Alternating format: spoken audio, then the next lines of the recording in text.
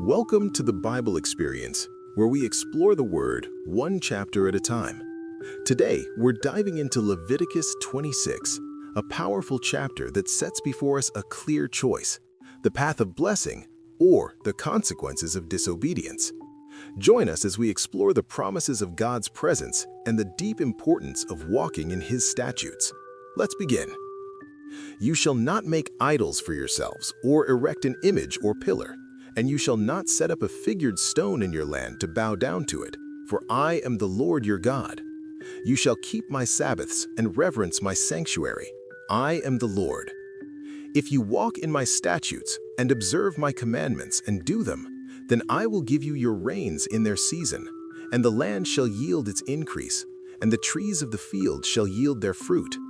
Your threshing shall last to the time of the grape harvest, and the grape harvest shall last to the time for sowing.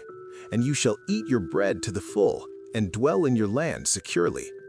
I will give peace in the land, and you shall lie down, and none shall make you afraid. And I will remove harmful beasts from the land, and the sword shall not go through your land. You shall chase your enemies, and they shall fall before you by the sword. 5 of you shall chase 100, and 100 of you shall chase 10,000, and your enemies shall fall before you by the sword. I will turn to you and make you fruitful and multiply you, and will confirm my covenant with you. You shall eat old store long kept, and you shall clear out the old to make way for the new.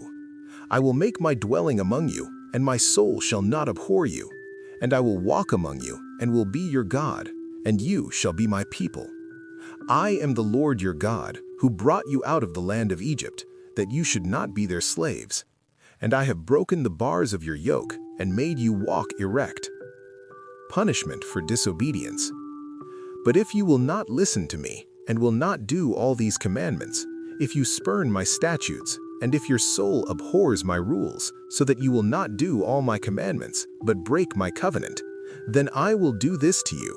I will visit you with panic, with wasting disease and fever that consume the eyes and make the heart ache. And you shall sow your seed in vain, for your enemies shall eat it. I will set my face against you, and you shall be struck down before your enemies. Those who hate you shall rule over you, and you shall flee when none pursues you. And if in spite of this you will not listen to me, then I will discipline you again sevenfold for your sins.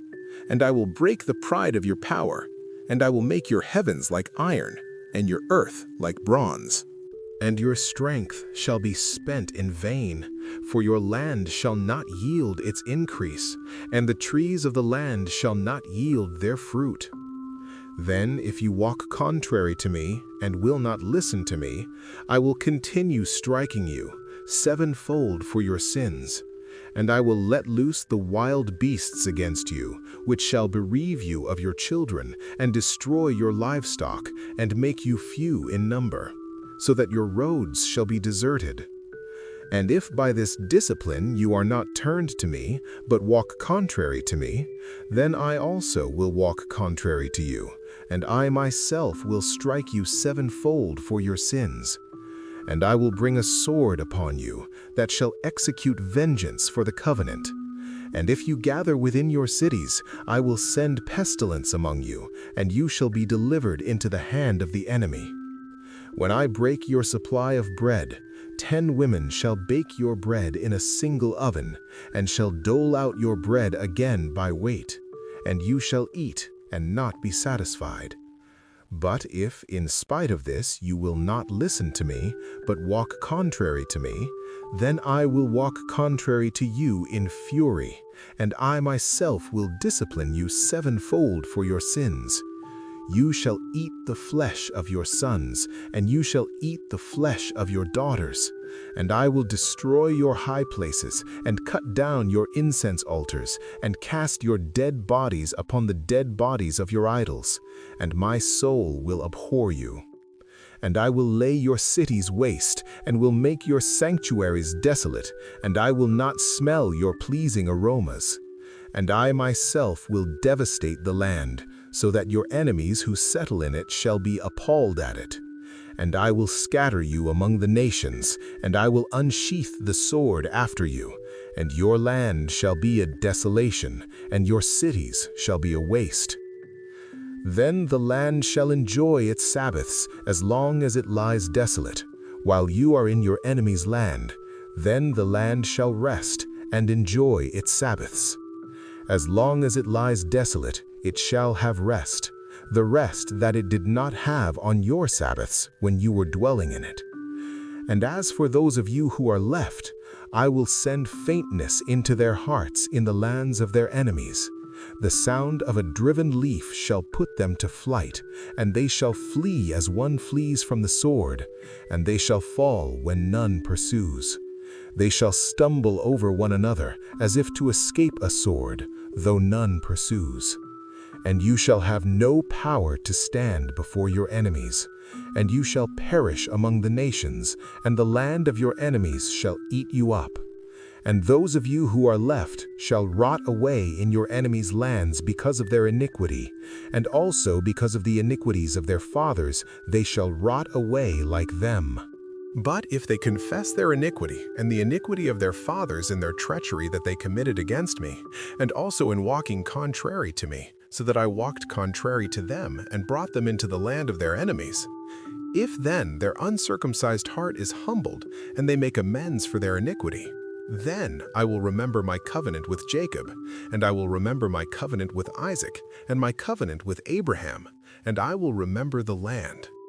But the land shall be abandoned by them, and enjoy its Sabbaths while it lies desolate without them, and they shall make amends for their iniquity, because they spurned my rules, and their soul abhorred my statutes. Yet for all that, when they are in the land of their enemies, I will not spurn them, neither will I abhor them so as to destroy them utterly and break my covenant with them, for I am the Lord their God.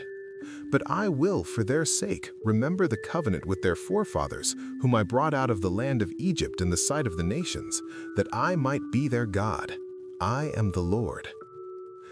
These are the statutes and rules and laws that the Lord made between himself and the people of Israel through Moses on Mount Sinai. That concludes our study of Leviticus 26 and the foundational principles of God's covenant with his people. Whether in times of abundance or discipline, we've seen today that God's desire is always for restoration and relationship. Leviticus 26 establishes the cause and effect relationship between Israel's conduct and their national survival. It offers a vision of unparalleled blessing, fruitful harvests, military security, and the indwelling presence of God as the reward for keeping the covenant. Conversely, it details a terrifying progression of divine discipline, moving from disease and drought to famine and national exile if the people remain hostile to God. Yet, the chapter concludes with the central theme of God's faithfulness, even in the depths of exile. If the people confess their sins and humble themselves, God promises to remember his ancestral covenant and not abandon them, for he remains the Lord who brought them out of Egypt. Thank you for joining the Bible Experience. May God bless you, and we look forward to continuing this journey with you next time, one chapter at a time.